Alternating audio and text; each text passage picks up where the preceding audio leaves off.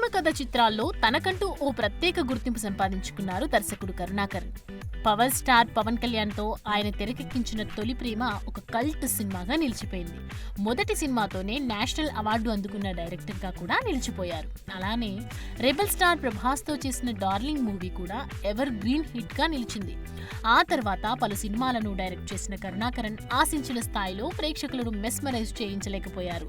చివరగా 2018లో supreme hero Sai తేజ్తో తేజ్ ఐ లవ్ యూ అనే సినిమా తీయగా ఘోర పరాభవాన్ని మూటగట్టుకుంది.